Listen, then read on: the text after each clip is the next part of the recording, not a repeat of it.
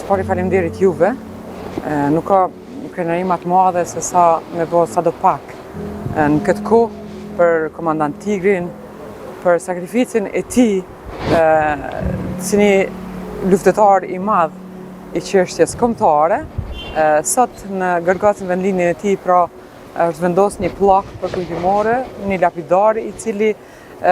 siç e tha dhe vetë komandanti i Shkryeministrit Ramush Haradinaj, në çdo vend meriton ta ketë një lapidar të Fadilit. Ato për cilën ai ka punu e ka luftu, për çka e ka dhënë edhe jetën, është një mesazh për ne, për gjeneratat që vinë, që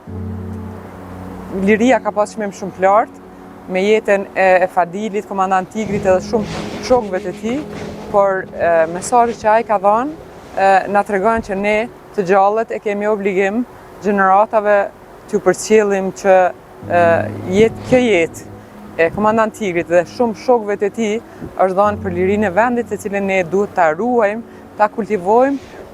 gjithmonë ta kujtojmë të freskët kujtimin për ta. Ai është vetë historia. Komandant Tigrin kom pas fatin me njoftë si fëmijë, ne ka familja babës në Lombardh, kemi çikën e Axhës të Fadilit për djalin e Axhës babës tim dhe jemi taku shumë shpesh. Vërtet nuk është vetëm pse tash ai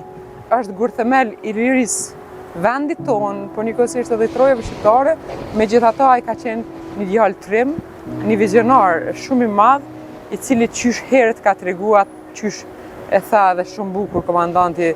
i Dugaxhinit i Shkryeministrit Ramush Haradinaj, që tha që ai idetë e tij kanë buru qysh herët, qysh i ri në shkollën e mesme, në bankat e shkollës mesme. Pra dhe njëherë, kjo që ka ndodhur sot, është një shaj respekti, megjithatë prap na mbetet neve të përcjellim mesazhet kudo dhe kurdo që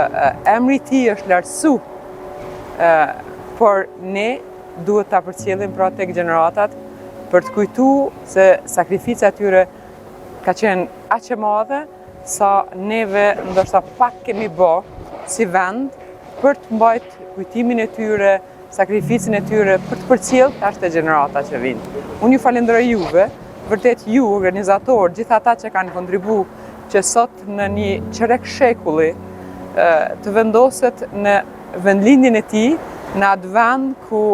secili që kalon, pra nuk mundet pa e kthy kokën nga se shef vetë Fadili aq bukur i punum. Pra edhe njëherë unë i falenderoj gjithë shokët e tij që ata nuk kanë rresht, flas për pjesën e shqiptarëve në Maqedoni, që nuk kanë rresht se interesuari për familjen e tij, po megjithatë edhe njëherë është vetë telegrami i shokut